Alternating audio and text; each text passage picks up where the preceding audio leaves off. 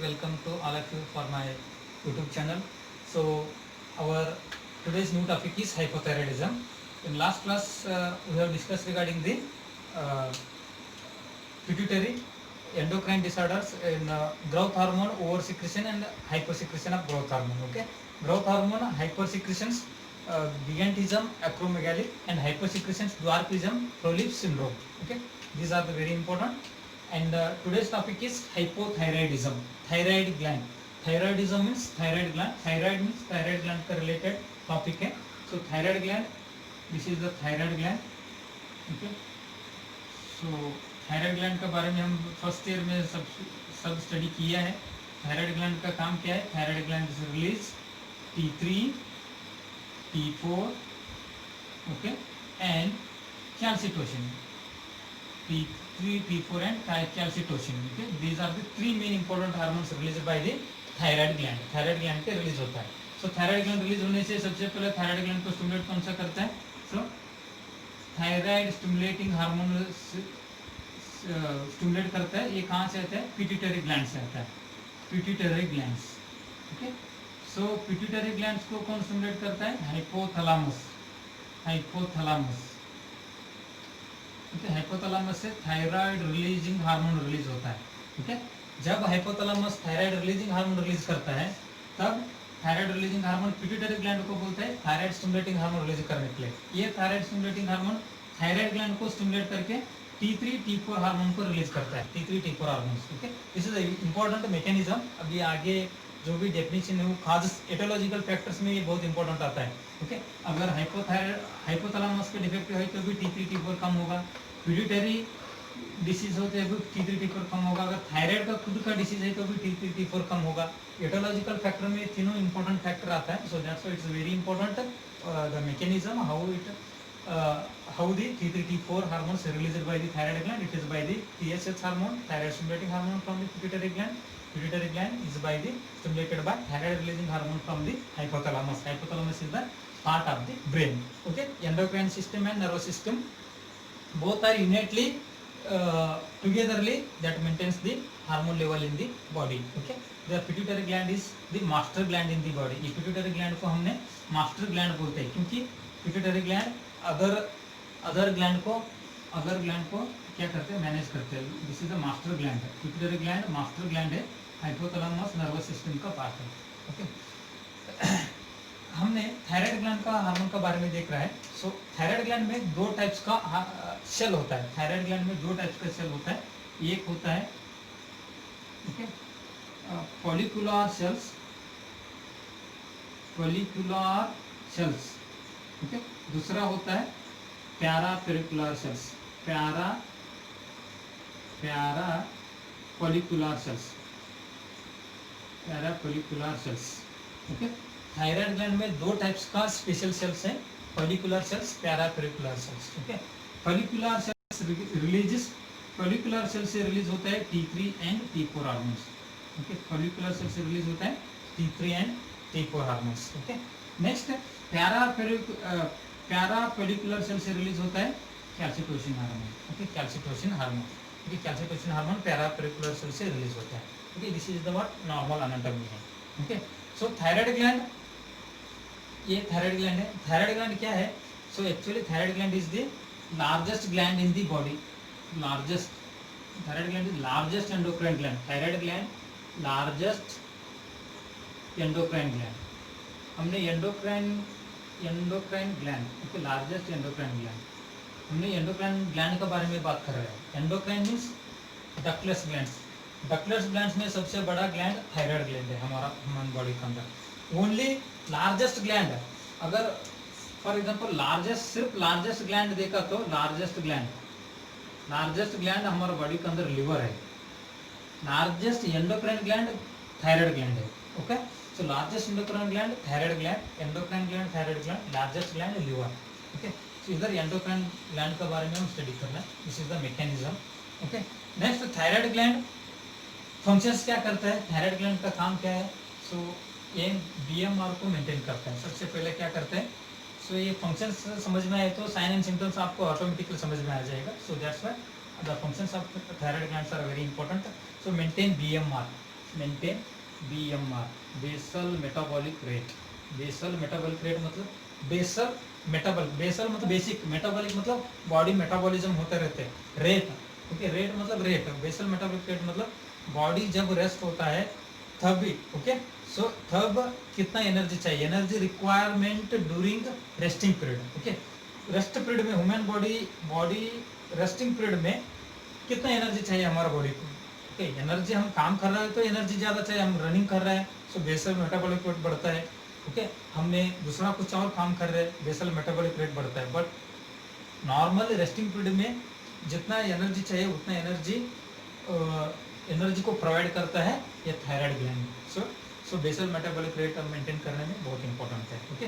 इसके अलावा हमने दूसरा फंक्शन के बारे में बात किया था, okay, help regulate the bone growth, help and regulate the bone growth,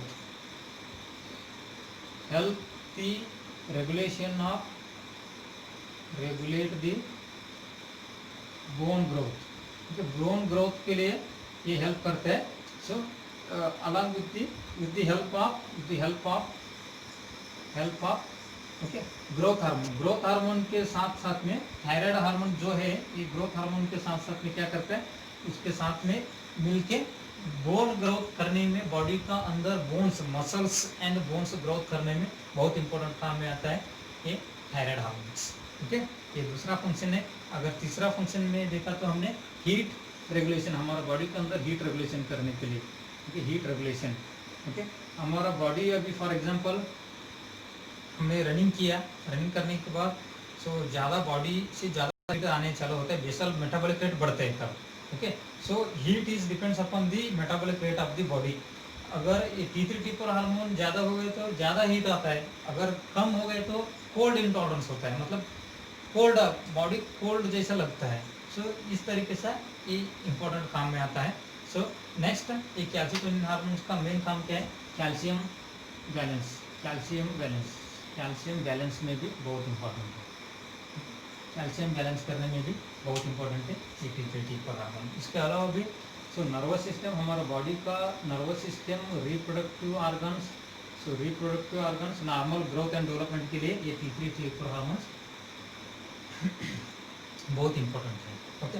these are what normal functions of the thyroid hormones का नॉर्मल फंक्शंस है, ओके। सो बाद में ये T3 T4 हार्मोन्स जो है, ये T3 T4 hormones released by the thyroid gland, by the releasing of the thyroid gland here iodine is very essential. Iodine ये हमने फॉलिकुलर सेल से रिलीज होता है, फॉलिकुलर सेल से रिलीज होता है। ये फॉलिकुलर सेल्स नॉर्मली फंक्शन करने के लिए आयोडीन बहुत इंपॉर्टेंट है, ओके, ये याद रख दीजिए। Iodine play an important role in normal functioning of the follicular cells of the thyroid gland, okay. Thyroid gland का जो फॉलिकुलर सेल्स होता है वो फॉलिकुलर सेल्स नॉर्मल काम करने के लिए ये आयोडीन बहुत इंपॉर्टेंट काम में आता है। सो अगर आयोडीन डेफिशिएंसी हो गए तो भी ये T3 T4 हार्मोन्स में इम्पेयरमेंट आता है, ये याद रख लीजिए, okay. So this is important. Next we will move towards directly towards the hypothyroidism. What is hypothyroidism? Hypothyroidism क्या है? Hypothyroidism is a disease. Hypothyroidism is a disease, or it is a condition. It is a condition in which disease in which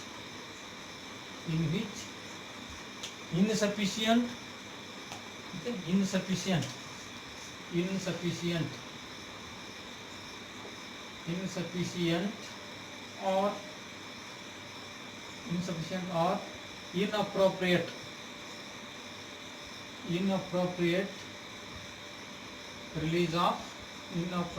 release of thyroid hormone, okay.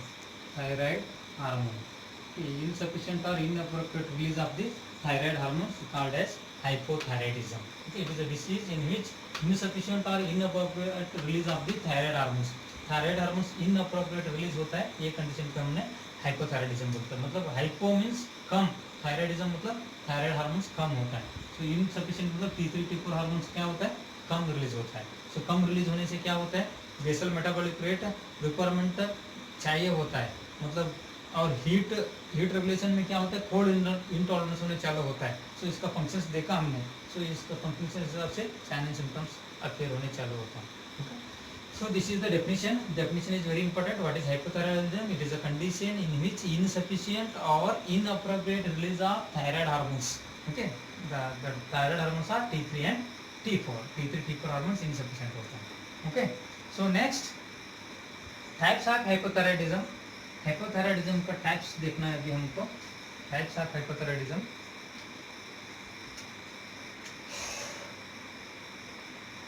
Types of hypothyroidism. Primary hypothyroidism,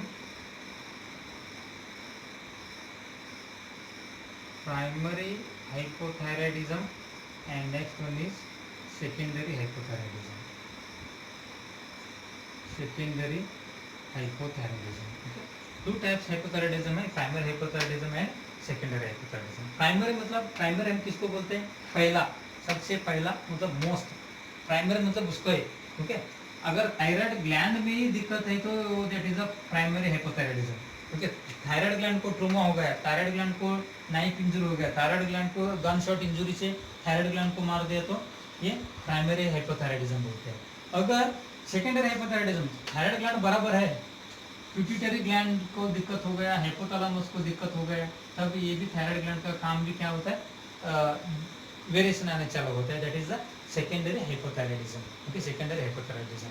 Okay, primary hypothyroidism means it is a position with the gland. Okay, means problem with the thyroid gland. Primary hypothyroidism में क्या होता है, problem with the thyroid gland, problem with the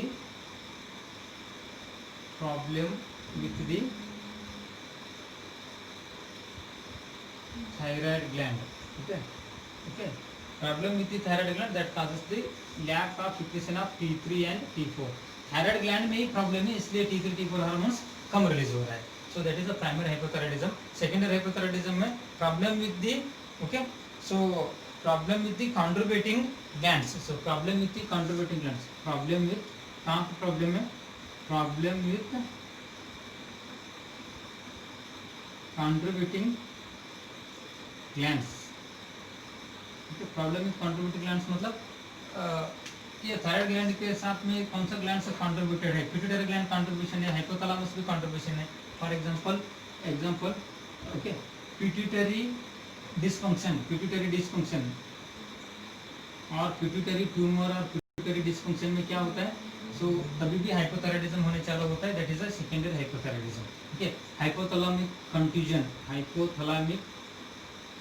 hypothalamic contusion, ठीक है, और hypothalamic injury. सो इसके वजह से लेकर थायराइड ग्लैंड डिसफंक्शन होता है.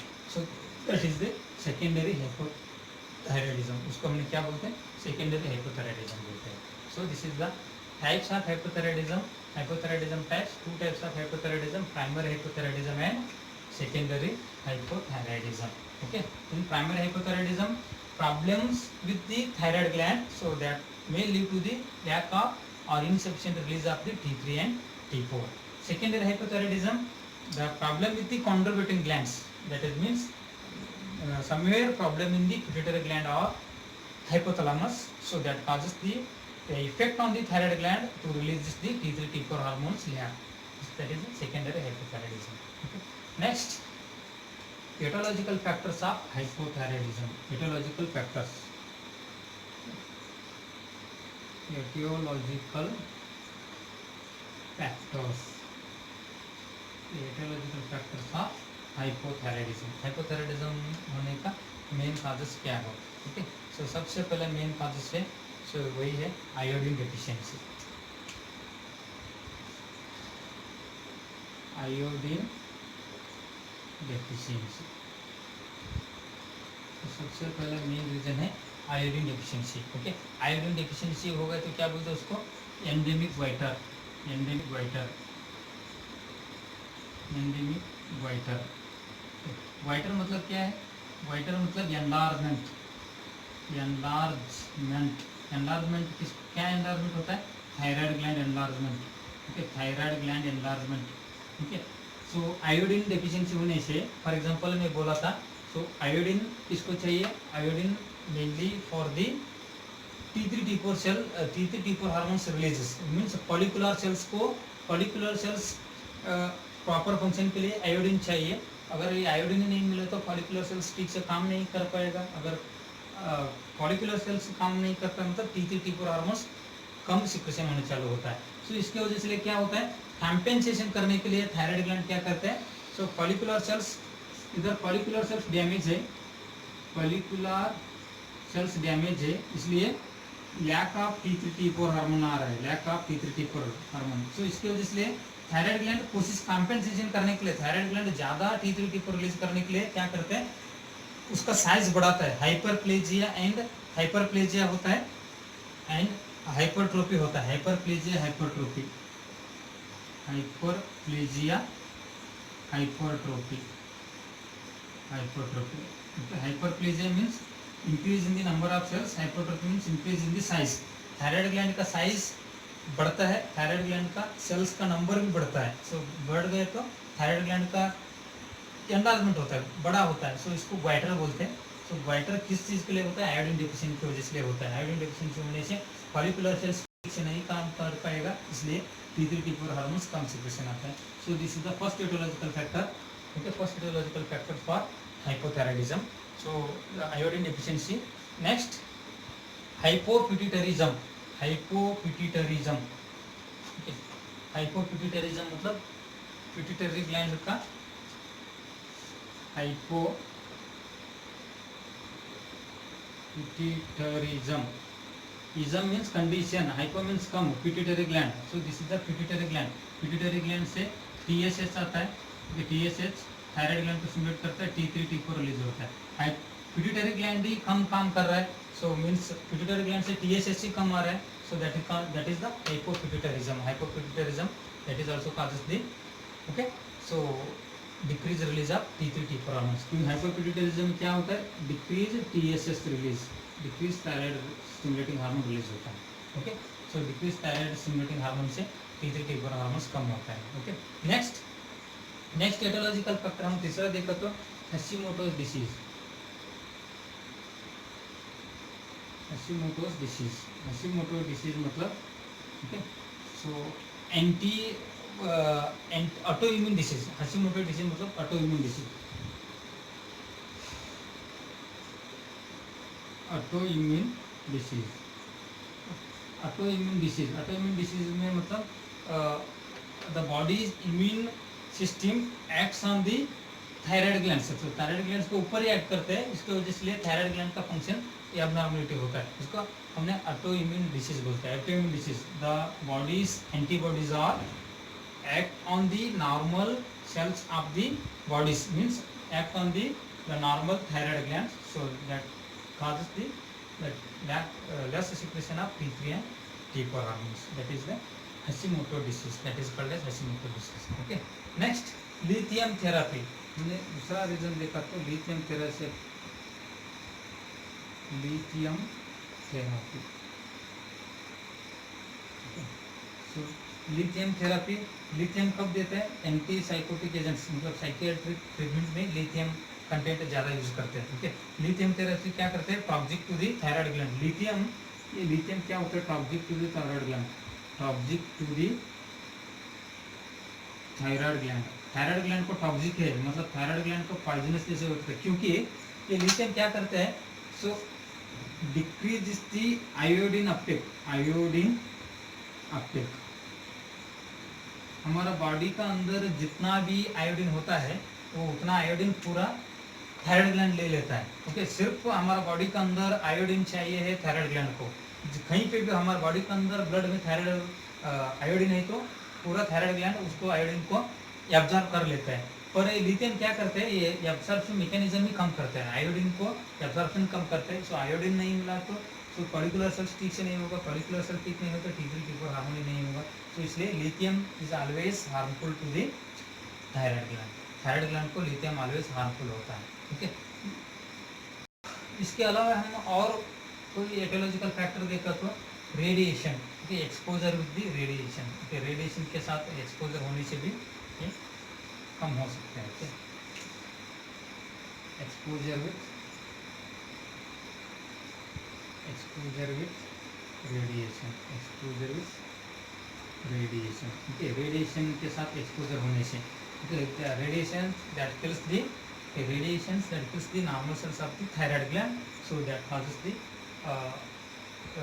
low secretions of the T3 T4 hormones.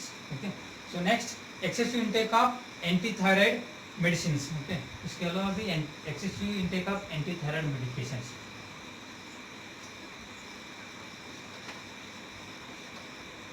Excessive intake of